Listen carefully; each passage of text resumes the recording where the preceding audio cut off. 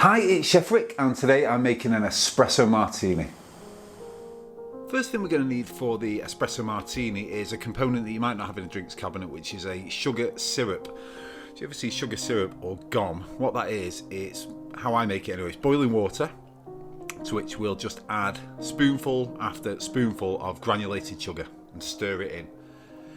And I only stop adding sugar when no more sugar is being dissolved into the water. As you can see there, I'm adding more and more, and as I keep stirring it round, you can see how it's going lovely and clear, which means that all of that granulated sugar is being absorbed into the water, dissolved into the water. So you can see here there's like a little bit left in there. You also notice as you're doing it that the water thickens it. Of course it thickens a lot. You can taste it, of course. It tastes like a sugary syrup. But now you can see there's just that tiny little bit. See that in the middle, that tiny little bit of sugar that's just not dissolving. That means that I've reached the capacity of the water for taking sugar. So that is now a sugar syrup. Of course that's really hot, so I'll pour it into a container, and then that just goes in the fridge up until you need it. And that is a sugar syrup. So the drink that we're going to make is very, very simple. It's called an Espresso Martini.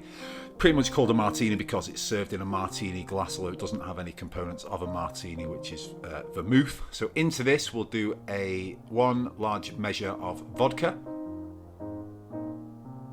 1 large measure of Kahlúa or coffee liqueur, so Tia Maria will do, or any coffee liqueur, but the traditional way is to use Kahlúa.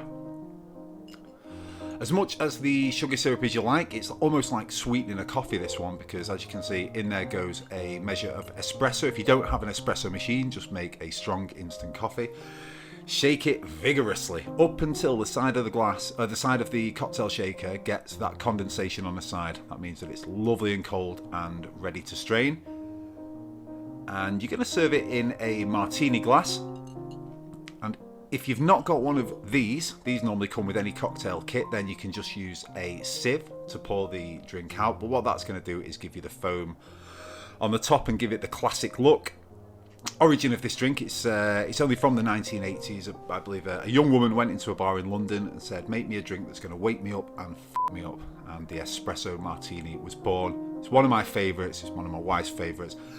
Everyone loves it. It's absolutely gorgeous. Once you've finished the top like that, you'll get that natural foam layer from shaking it with the ice and the espresso, to which we add 3 coffee beans, which I was always told symbolises love, and that is the Espresso Martini. Hope you make it yourself. I hope you enjoy making it. I hope you enjoy drinking it, and I hope you enjoy getting f***ed up.